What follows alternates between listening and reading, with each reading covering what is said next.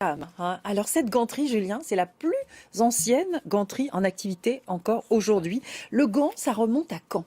Le gant, ça remonte à l'Égypte ancienne, C'est vrai? figurez-vous, Laurence, à Toutankhamon, Oui, lorsqu'on a découvert dans son tombeau une paire de gants en lin.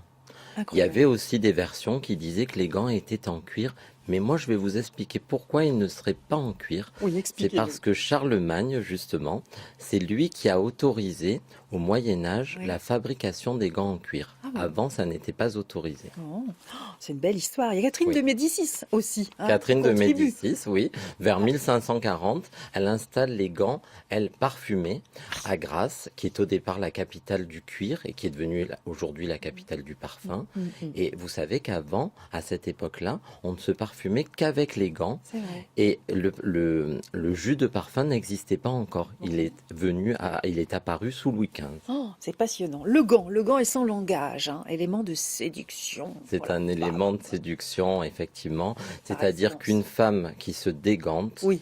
ouvre la porte à la séduction à un homme. Mhm. Et si elle lui jette le gant au visage, ça veut dire qu'elle le congédie et qu'elle ne veut plus le revoir. Isabelle, la signification de...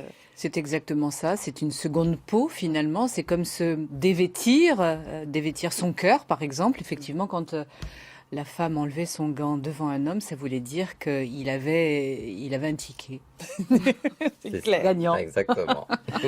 Alors on a vu donc cet atelier de gantier de Saint-Julien racheté par Hermès, Saint-Julien. D'autres gantiers en France aujourd'hui travaillent ou pas? Oui, bien sûr.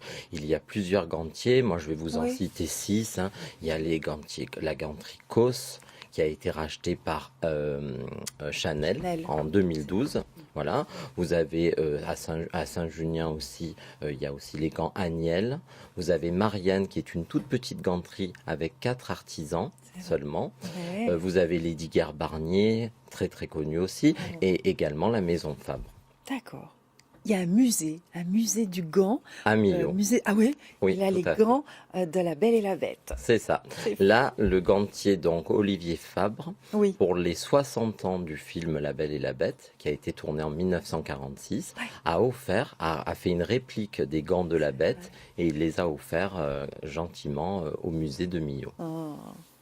Alors le gant, il est très utilisé hein, dans des expressions imagées. Exemple, main de fer dans un gant de velours. C'est ça. Ça veut dire quoi? Ça veut dire qu'on gouverne d'une manière ferme, mais quand même en gardant une petite souplesse. Prendre L'art des de la gants. diplomatie en Oui. fait. Oui. Voilà. Prendre des gants aussi, c'est de la diplomatie. C'est-à-dire qu'on s'adresse à quelqu'un de manière à ne pas le vexer, à ne pas... Voilà. Ouais. Donc il y a une symbolique, Isabelle. Oui, le et gant, une le gant expression. parle vraiment de la personne qui le porte. Par exemple, la Belle et la Bête, même si c'est un conte, mais la bête cache ses griffes, hein, qui peuvent faire peur, sous des gants magnifiques. Et en fait, elle parle d'elle. Elle dit, j'ai peut-être l'aspect d'une bête, mais finalement, je ne suis pas une bête. Donc c'est vraiment le gant et l'accessoire en règle générale, mais aujourd'hui, on parle vraiment du gant, mais c'est vraiment une expression de soi, le gant. C'est ça qu'il faut. Et on a dit qu'il y en avait dans le sarcophage de Toutankhamon. Mais c'est un petit peu comme tous les accessoires tels que les bijoux, c'est-à-dire que les pharaons s'enterraient avec leurs accessoires, ceux qui parlaient d'eux, leur parure, hein, voilà, ce Tout qui à leur fait. Et appartenait. d'ailleurs, sur des gants, il y a plein de gants. À l'époque de l'aristocratie, de la noblesse, de la grande bourgeoisie, on avait des gants qui étaient brodés ou bien Des pierres avec des précieuses. pierres précieuses qui leur donnaient un Tout à côté fait. bijou, vraiment. Les bijoux. Et d'ailleurs, c'était avant Agnès Sorel qui a décidé de mettre au goût du jour le diamant. Par exemple, le diamant était réservé aux hommes. C'était un accessoire essentiellement masculin et elle a décidé de faire en sorte que ça devienne Féminin. féminin. Mais avant, c'était sur les gants des hommes qu'il y avait des diamants. Ah, C'est ça. Il y avait les gants des hommes des diamants. Et puis les femmes, par exemple, au XVIIIe siècle, s'enduisaient les mains d'huile le soir. Elles enfilaient des gants de coton et le matin, elles avaient une peau toute douce et de très belles mains. on pourrait le refaire. On peut le refaire. Voilà. Vous pouvez. Tout de